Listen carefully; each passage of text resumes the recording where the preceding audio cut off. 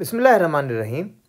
This is the second video on oil and gas accounting, and we are going to identify the types of cost included in exploration stages.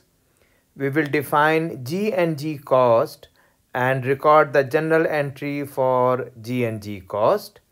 We will explain the carrying and retaining cost and prepare journal entry to record it. We will discuss test well contributions and how to record the cost for test well contribution. We will explain the accounting treatment for support equipment and facilities. And finally, we will solve exercises comprehensively on exploration cost under successful efforts method. Please like, subscribe and share my channel to search for accounting lessons and hit the notification bell button to alert you for the latest video. For all of your questions, comments and suggestions, please put them in the comment section below. And for webinar and guest speaker invites, please send me a message at accountingamir@gmail.com. Accounting is AK. We hope that this video help students in their academic development and teachers in enhancing their lesson plans and teaching methodologies. We also hope that this video help fresh graduates who have joined the oil and gas companies and want to refresh their learning on non-drilling exploration cost under successful efforts method. Let us start with explaining the concept of exploration cost. Exploration involves identifying and examining areas that may contain oil and gas reserves under successful efforts accounting. Exploration costs are to be charged to expense as incurred. There are two types of exploration cost: non-drilling exploration cost and drilling exploration cost. Non-drilling cost include G&G cost, cost of carrying and retaining undeveloped properties, and dry hole contribution and bottom hole contributions. G&G cost are the topographical, geological and geophysical studies cost. They also include rights of access to properties to conduct those studies and salaries and other expenses of geologists, geophysical crews, etc. The second non-drilling cost is the cost of carrying and retaining undeveloped properties such as delay rentals, ad valorem taxes on the properties, legal cost for title defense, and maintenance of land and lease records. The third non-drilling cost is the dry hole contribution and bottom hole contributions. We will talk about these two when we explain test well contributions.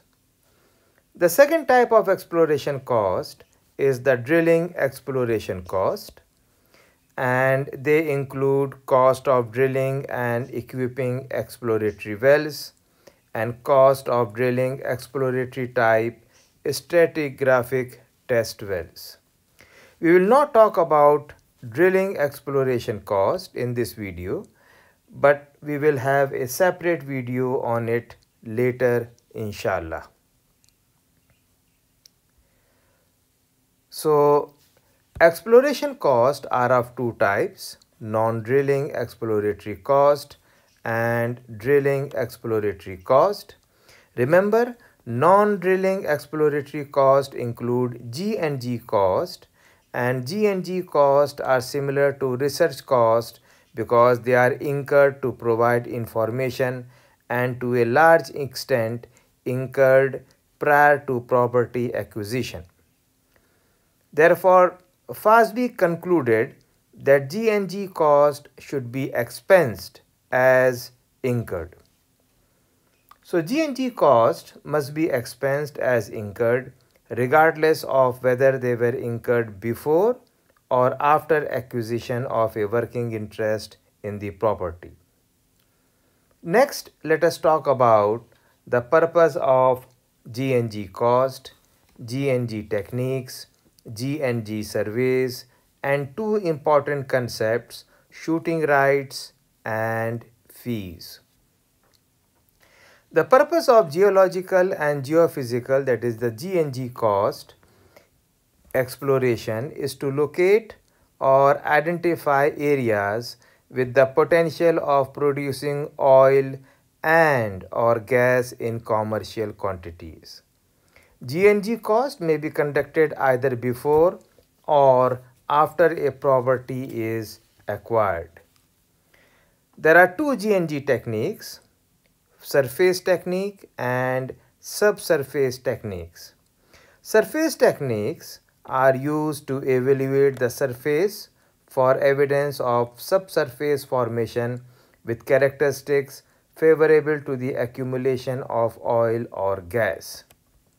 Subsurface techniques identify formations capable of containing oil or gas by utilizing the fact that all types of rocks have different characteristics and respond differently to stimuli such as sound or magnetic waves. G&G surveys are of two types. First is the Reconnaissance Survey. Now this is a G&G study covering a large or broad area, while detailed survey is a G&G study covering a small area or a smaller area. Related to the survey are two important concepts, that is the shooting rights and the fees. Shooting rights are the rights to access the property obtained from the property owner to explore an onshore area prior to obtaining a mineral lease on the property. If shooting rights coupled with an option to lease are obtained, and if the surface owner is different from the mineral rights owner, the agreement must be signed with the mineral rights owner. In such case, the surface owner would be compensated for rent and any damages done to the surface. If only shooting rights are obtained from and if the surface owner is different from the mineral rights owner, the exploration company may sign a contract with either the mineral rights owner or the surface rights owner. The exploration company pays a fees for the shooting rights, and typically the rights are coupled with an option to lease in order for the company performing the G&G activities to have the right to lease the property if the G&G data are promising. Next, let us talk about G&G studies exchanged for interest in property. G&G studies may also be conducted on a property owned by another party in exchange for an interest in the property if proved reserves are found. If not found, the G&G costs incurred are reimbursed. In such a situation, the G&G cost is recorded as a receivable when incurred, and if proved reserves are found, it is transferred to become part of the cost of the proved property acquired. If proved reserves are not found, then reimbursement is received. Let us look into an example where G&G studies is exchanged for interest in property. During 2005, Lucky Company paid for G&G studies to to be performed on 2 leases owned by other parties. The agreements provide that Lucky Company would receive 1/5 of each working interest if proved reserves were found and would be reimbursed for G&G cost incurred if proved reserves were not found. The G&G costs incurred by Lucky were as follows: Lease A 20,000, Lease B 30,000.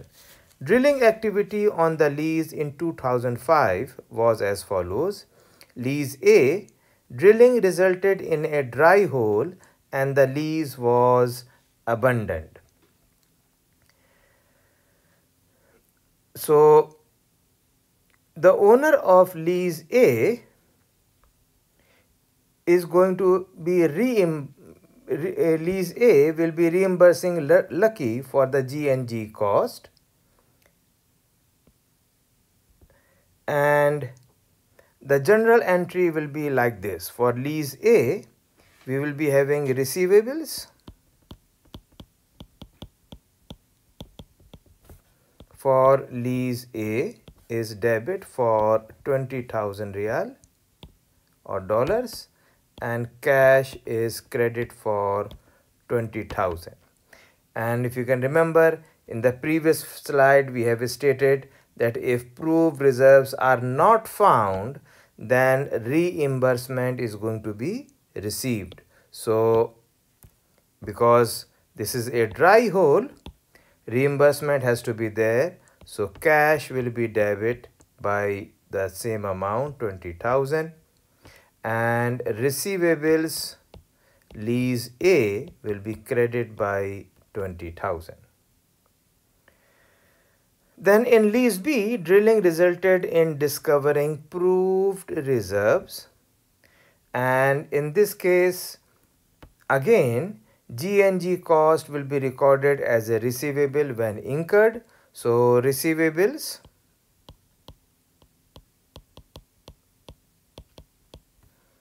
Lease B will be debit for 30,000 and cash will be credit for 30,000. Now, because it resulted in a proved reserve, we have already stated that if proved reserves are found, then it is transferred to become part of the cost of the proved property acquired.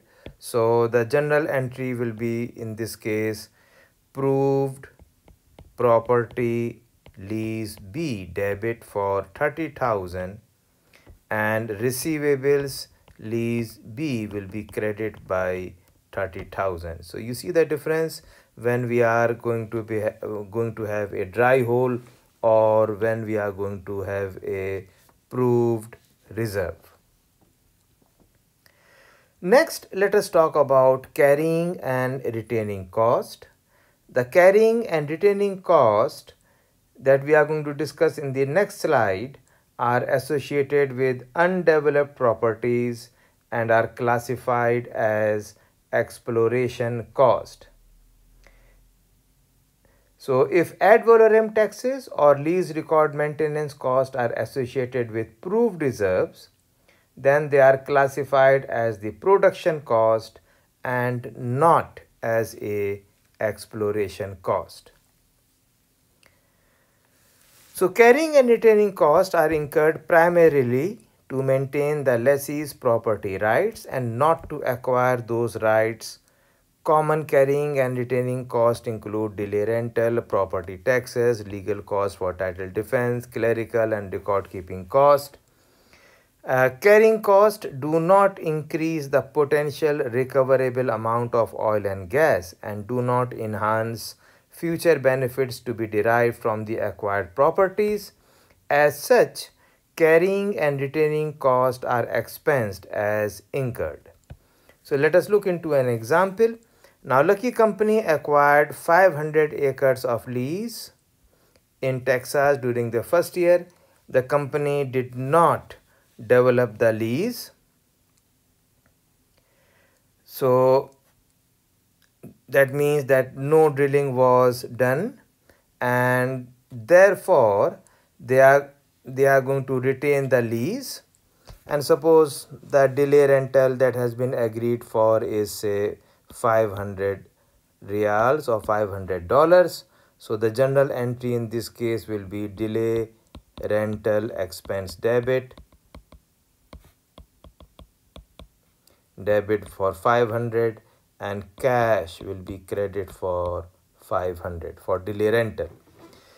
In the second case or in the second example, Lucky Company paid 1200 in ad valorem taxes, that is property taxes assessed on Lucky's economic interest in the lease. And again, this is a carrying and retaining cost, and don't forget that carrying and retaining costs are going to be expensed. So ad valorem tax expense is debit for 1200 and cash will be credit for 1200.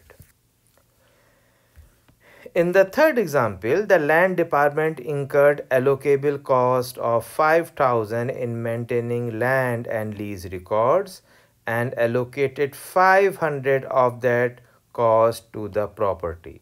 So record maintenance expense is debit by 500 because this is the amount that has been allocated to this property, and cash is credited by 500. Next, let us talk about test well contributions. Test well contributions is a payment made to the owner of an adjacent or nearby tract who has drilled an exploratory well on that tract in exchange for information obtained from the drilling effort. A test well contribution may be a dry hole contribution where payment is made only if the well is dry or not commercially producible.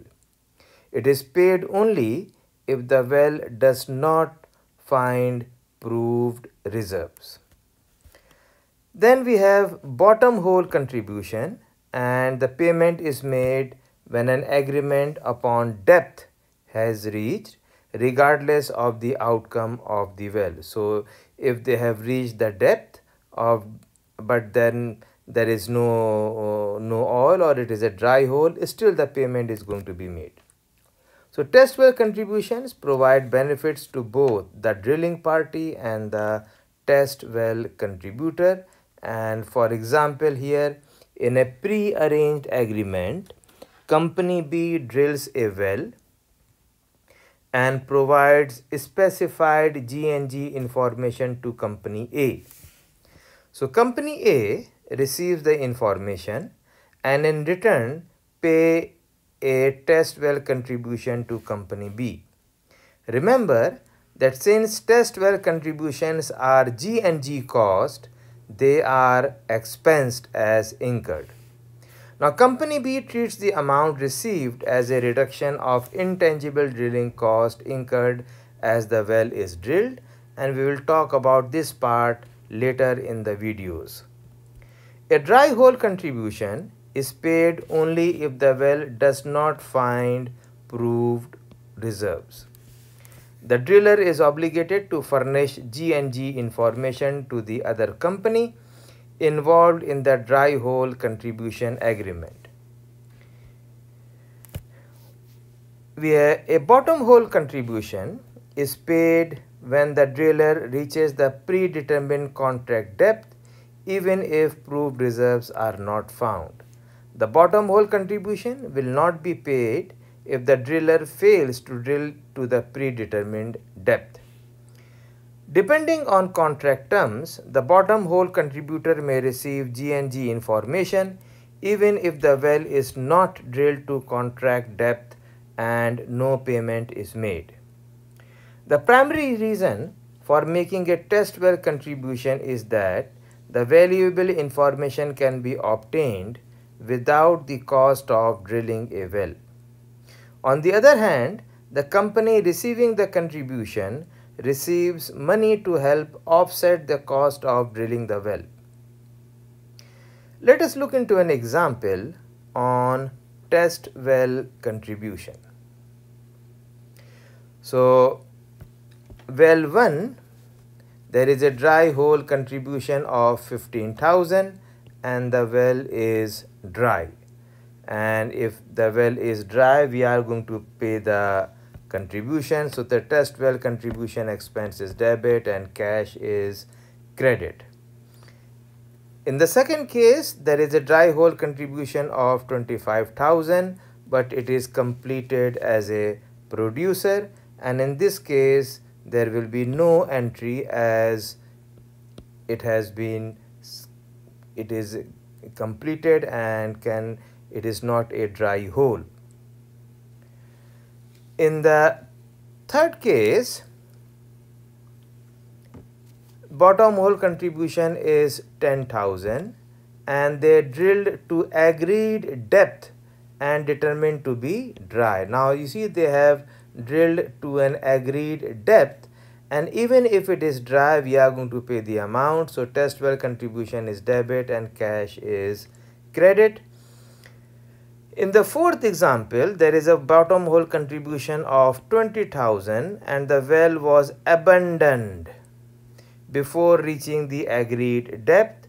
So no payment is going to be made in this case, and the company receiving a test well contribution records it as a reduction in intangible drilling cost. We will talk about it in the videos to follow.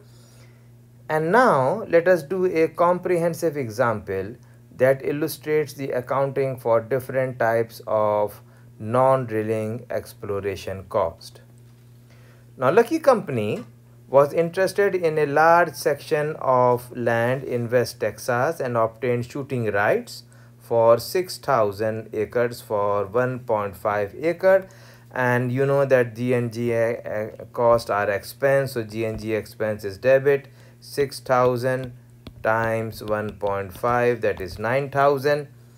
Then Lucky paid a geological firm 50,000 to conduct a reconnaissance survey, and again this is a G&G expense for 50,000 and it is going to be cash will be credited. Then based on the results of that study, that is study number B, in B, Lucky acquired one 700-acre lease and immediately commissioned the same geological firm to conduct detailed. You see, we have two types of surveys, reconnaissance and detailed survey. So now they are conducting a G&G survey studies on the lease at a cost of 15,000, and again it is going to be expensed. During the first year, Lucky has to pay 2,000 in ad valorem taxes and 10,000 for title defense, and both are going to be expensed. So ad valorem taxes are debit and cash is credit, and for defending the title, legal expense, exploration cost is debit and cash is credit. Then by the end of first year, Lucky has not yet begun any drilling effort and wanting to retain the lease, paid the first delay rental. So delay rental is an expense, is debit and cash is credit. Early in the second year, drilling began on a well on a nearby property, entered into a bottom hole contribution agreement to obtain the G&G information from the well. The depth specified in the agreement was reached. So they have done the drilling as agreed and they are going to pay the test well contribution expense. So test well contribution expense is debit and cash is credit. Next, let us talk about the support equipment and facilities. Now, support equipment and facilities may not be directly related to one field or reservoir, but are necessary for efficient exploration, development, and production activities. It includes seismic, drilling, construction, grading, or other equipment, warehouses and division of field offices, repair shops, and vehicles. Support equipment may be used in a single oil and gas producing activities, or it may be used to serve two or more activities. The acquisition cost of support equipment and facilities used in drilling should be capitalized. Now I repeat again, in drilling it should be capitalized. For non-drilling exploration activities, the support equipment and facilities should be expensed. So the cost of support equipment and facilities used in non-drilling exploration activities should be expensed as incurred. Any depreciation or operating cost of support equipment and facilities should be classified as an exploration or development or production cost to the extent the equipment or facility is used for that activity. Let us solve an exercise on support equipment and facilities.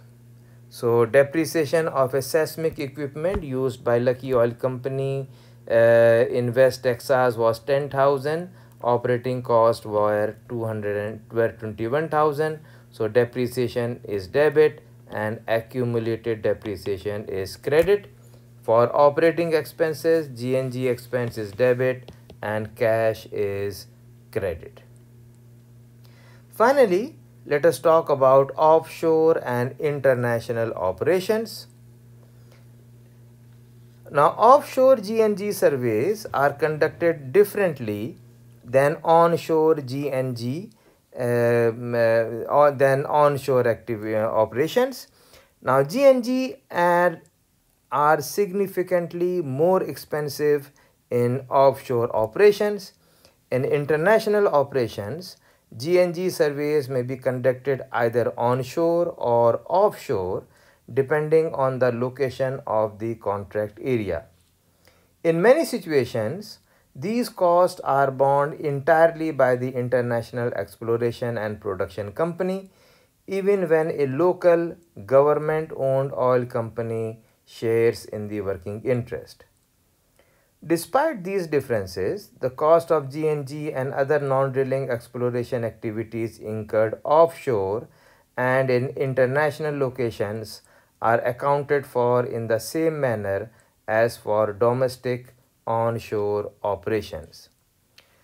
They are charged to expense as incurred by successful effort companies. In offshore and international locations, non-drilling exploration costs such as shooting rights, ad valorem taxes, legal costs for the title defense are not applicable because a government entity owns the mineral rights. However, the government entity may impose other types of fees and taxes. So let us do some exercises on non-drilling exploration cost under successful efforts method.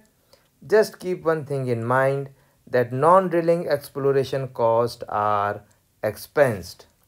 First, we are going to see how to record G&G cost.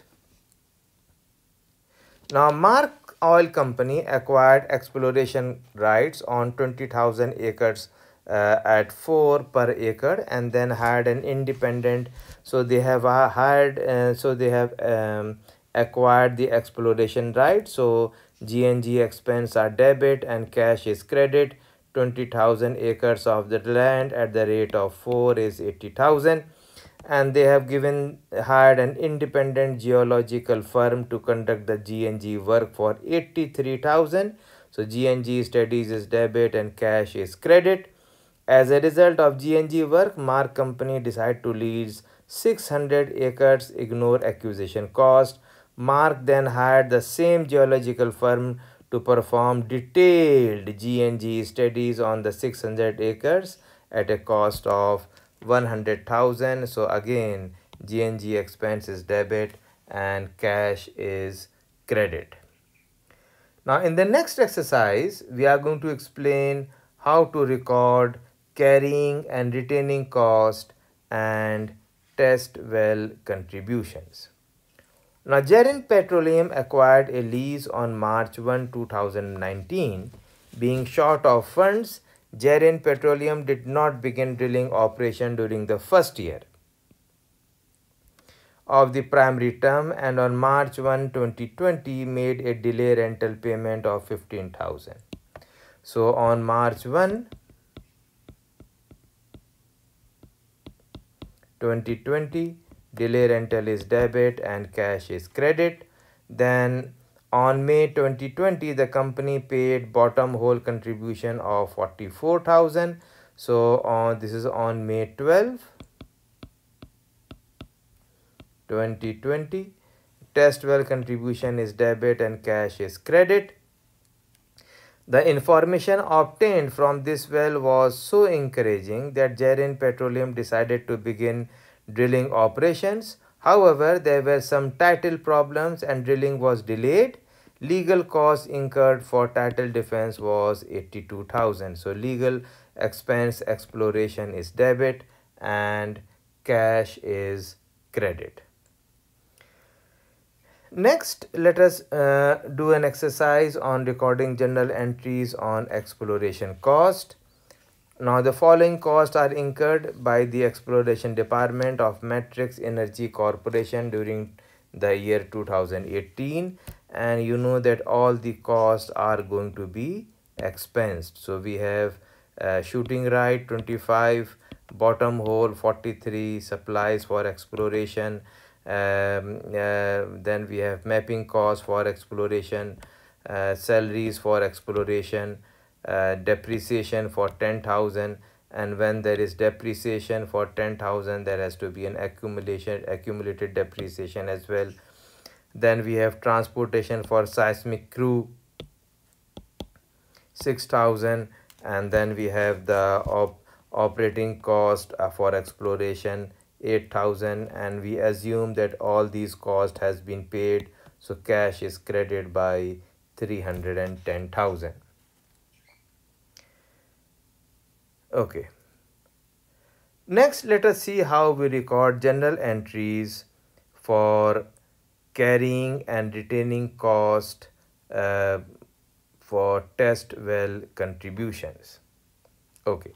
Now, Bart's Oil Company acquires the shooting rights on 25 acres at a cost of 1 per acre on June 1. So they have acquired the shooting right. So G&G expense is debit and cash is credited by 25,000 times 1, that is 25,000. Bart's contracted and paid 98,000 for Reconnaissance Survey, and again this is a G&G studies. This is an expense, so expense is debit and cash is credit for 98. As a result of this broad exploration study, Lease A and Lease B were leased on January 23rd, 2020. Ignore acquisition cost. Detailed survey costing a total of 41,000 were done during the January and February. So this is a detailed survey. So again, this is a G&G studies, expense debit and cash is credit. During July, Bart's entered into 2 test well contribution agreement, a bottom hole agreement of 15,000 with a specified depth of 11,000 and a dry hole contribution of 20,000, also with a specified depth of 11,000. In November, both wells were drilled to 11,000 feet, and because both were drilled to 11,000 feet, so this will be test well contribution debit and cash credit 15 plus 20. The well with the bottom hole contribution was successful, but the well with the dry hole contribution was dry. It's fair enough. The cost of maintaining land and lease record allocated to these 2 properties for 2020 was 2,000, and this is for maintaining the record. So record maintenance expense is debit and cash is credit. Then there are ad valorem taxes for 2,500, so ad valorem tax expense is debit and cash is credit. Then in April 2021, they made a decision to go ahead and drill a well on lease B. Before drilling the well, the cost of 17,000 were incurred to successfully defend the title suit. So legal expense is debit and exploration legal expense exploration is debit and cash is credit. Let us do one more exercise on how to prepare the journal entries for test well contributions. And here during 2018, Aggie Petroleum made the following transaction relating to test well contribution. They contracted with Garth Energy Corporation agreeing to pay 80,000 if a well was drilled on Garth lease to a depth of 20,000. They have contracted to pay Varsity Oil Company 65 if a well being drilled on Varsity property was dry. They agreed to pay Richard Oil Company 110 if a well drill reached to the depth of 9,000. Now, results from the above transactions were the following. Because of mechanical difficulty, the Garth well was abandoned at 9,500 and they have to drill this up to the depth of 20,000. So there will be no entry for this transaction. The Varsity well was dry, and when the Varsity well was dry, still there will be a test well contribution because they have reached the depth. They have reached the depth as agreed. If a well to pay Varsity Oil Company 65 if a well being drilled on a Varsity property was dry. So dry well contribution expense is debit and cash is credit. And then agreed to pay Richard Oil Company 110 if a well drilled to a depth of 9,000, and in C they have reached a depth of 12,000. So test well contribution is debit and cash is credit. Next, let us see how we record G&G studies exchanged for interest in property. Now, Clearance Oil Company conducted activities on leases owned by Lamar Oil Company and Universal Oil Company. Each agreement provides for Clearance Oil Company to receive a 25% working interest in each lease if proved reserves are found, to be reimbursed if proved reserves are not found. Clearance Oil Company incurred the following G&G cost: 75,000 for Lamar and 60 for Universal. The well drilled on the Lamar oil lease was successful. Okay. Now, before we go further, we have already talked about the G&G cost regarding the